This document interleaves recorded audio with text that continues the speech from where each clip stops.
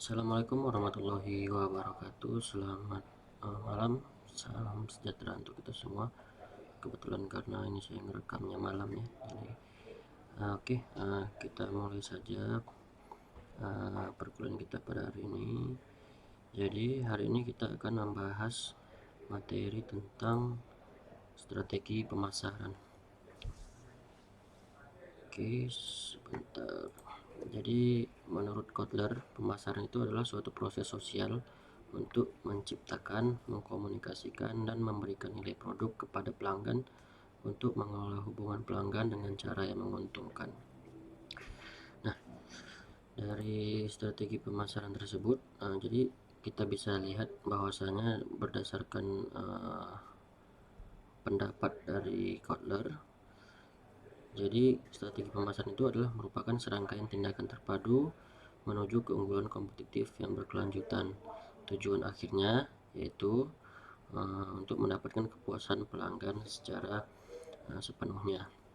Nah, bisa dibilang total customer satisfaction. Nah, jadi proses sosial untuk penciptaan ini atau pengkomunikasian dan memberikan nilai produk kepada pelanggan ini tentunya harus berdasarkan analisis-analisis yang dilakukan oleh manajer pemasaran untuk bagaimana mendapatkan informasi data mengenai pelanggan ataupun mengenai produk-produk yang akan diciptakannya nanti, dan bagaimana cara mengkomunikasikannya berdasarkan target pasarnya, lalu bagaimana menetapkan nilai suatu produk sehingga pengorbanan yang dikeluarkan oleh konsumen itu sebanding ataupun bisa lebih besar nilai pelanggan daripada pengorbanan yang dikeluarkannya. Nah, caranya bagaimana? Nah, seperti yang saya bilang tadi, dengan menciptakan, menawarkan, dan secara bebas mempertukarkan produk atau nilai dengan pihak lain. Nah, ini tadi ya, dalam hal menciptakan itu tentunya harus ada namanya strategi-strategi berdasarkan informasi, berdasarkan histori, berdasarkan pengalaman. Jadi untuk menciptakan suatu produk, menciptakan suatu gagasan, menciptakan suatu produk barang atau jasa, tentunya harus berdasarkan pertimbangan-pertimbangan, bisa dibilang berdasarkan pertimbangan konsumen, berdasarkan pertimbangan informasi sebelumnya, berdasarkan informasi yang berdasarkan sistem informasi yang ada di suatu perusahaan, dan lain sebagainya. Selanjutnya, bagaimana cara menawarkan secara bebas agar terjadi pertukaran terhadap produk atau nilai dari pihak lain. Jadi cara menawarkannya yang pastinya sesuai dengan target pasarnya dan sesuai dengan segmentasi pasarnya, sehingga proses penawaran juga dilakukan secara efektif dan efisien. Mengapa saya bilang demikian? Karena kalau misalnya kita menetapkan target pasar kita adalah satu profiling tertentu, maka kita harus mempelajari bagaimana target tersebut atau konsumen yang sesuai target tadi sifatnya ya. Jadi ketertarikan terhadap sesuatu atau hobinya atau tren yang sedang berkembang dan lain sebagainya. Nah, bagaimana kita untuk menciptakan marketing yang baik? Jadi ada dua ya. Jadi prinsip dalam marketing itu kita harus memunculkan yang namanya atau menciptakan yang namanya need and want. Jadi kebutuhan dan keinginan ini dulu yang akan menjadi dasar kita dalam membuat suatu produk. Jadi jangan sampai produk tersebut adalah merupakan produk yang enggak dibutuhkan atau tidak diinginkan oleh konsumen. Nah, sehingga pada akhirnya akan timbul permintaan dari konsumen kalau produk tersebut sesuai dengan keinginan dan kebutuhannya. Nah, strategi pemasaran di mata penjual. Jadi produk yang pertama itu produk yang bermutu, harga yang kompetitif, tempat yang strategis, dan promosi yang gencar. Nah, ini adalah bisa dibilang 4P ya: product, price, place, and promotion. Jadi kalau misalnya kita membuat produk, pasti dari sisi penjual kita akan selalu bagaimana menciptakan suatu produk yang bermutu, berkualitas, memiliki nilai yang tinggi. Selanjutnya harga yang kompetitif. Jadi harga yang kompetitif ini bisa berdasarkan penentuan harga berbasis biaya, berbasis persaingan, berbasis, dan masih banyak lagi ya. Jadi kalau misalnya penetapan harga berbasis biaya, kita dapat menghitung harga pokok produksi dari satu produk yang akan diciptakan, sehingga timbul asumsi bahwa kita menginginkan seberapa besar margin yang akan kita inginkan. Dan mungkin kalau misalnya kita berdasarkan persaingan, ya kita melihat harga pasar ya. Jadi jangan menetapkan harga di atas pasar misalnya, seperti itu. Terus tempat yang strategis. Nah, tempat yang strategis ini sangat sangat berhubungan dengan yang namanya target pasar tersebut. Kenapa saya bilang demikian? Karena tempat yang strategis tersebut seperti contohnya kalau misalnya kita menetapkan target itu misalnya mahasiswa ya, konsumen kita, maka tempat strategis yang paling tepat itu adalah di sekitar kampus. Jadi tempat ini adalah merupakan salah satu penginisiasian daripada target pasar. Jadi kita menyesuaikan dengan target pasar.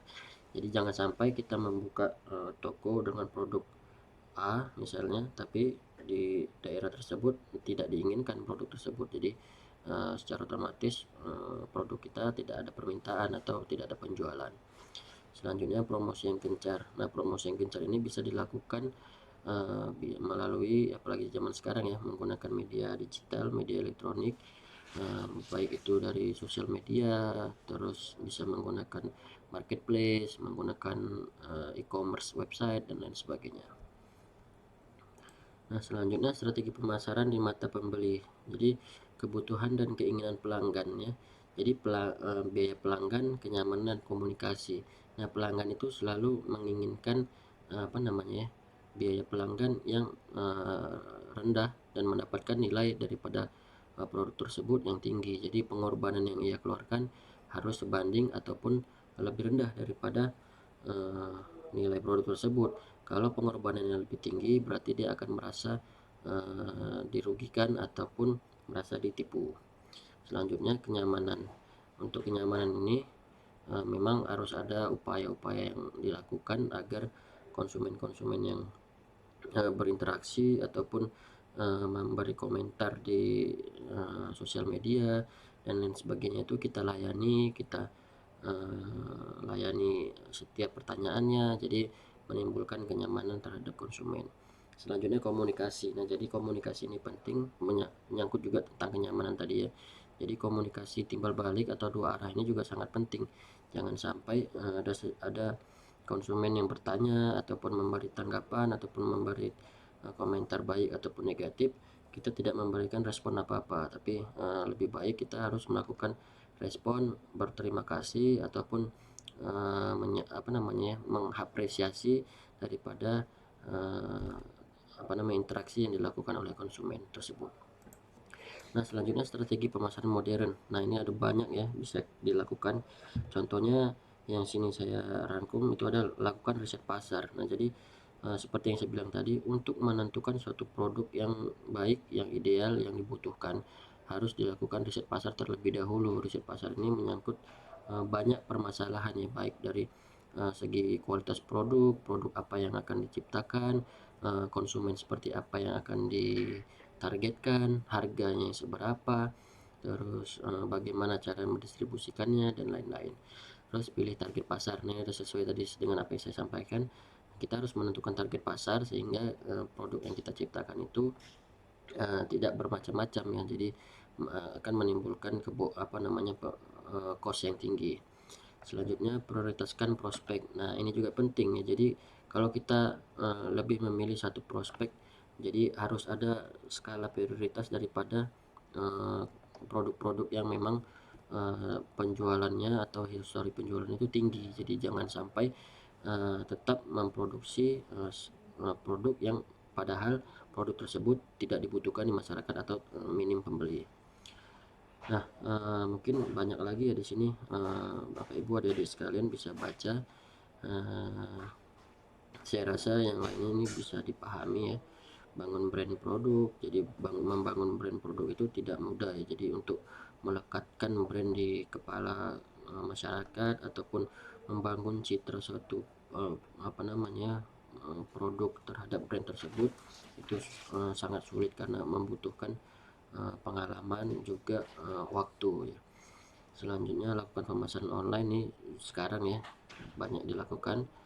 Jadilah unik dan berciri khas. Ini pernah saya contohkan kemarin untuk pemasaran yang sifatnya digital itu. Jadi masyarakat zaman sekarang itu tidak lagi sifatnya membaca narasi yang banyak-banyak, tapi hanya melihat melalui visual, bisa berbentuk video ataupun gambar. Membuat website ini oke. Membuat blog mungkin itu sudah nggak usah saya jelaskan lagi. Bangun hubungan, beri yang pelanggan inginkan, udah pasti ya. Tunjukkan testimoni. Nah, testimoni ini juga penting. Jadi kalau misalnya website e-commerce yang ada sekarang banyak di halaman landing page-nya itu meletakkan testimoni konsumennya sebagai salah satu penarik ya. Jadi meyakinkan konsumen yang baru datang, baru mengunjungi website kita, yakin terhadap produk. Nah, saya rasa demikian pertemuan pada kesempatan ini. Terima kasih atas perhatian dan kesempatannya. Semoga dapat bermanfaat. Wassalamualaikum warahmatullahi wabarakatuh.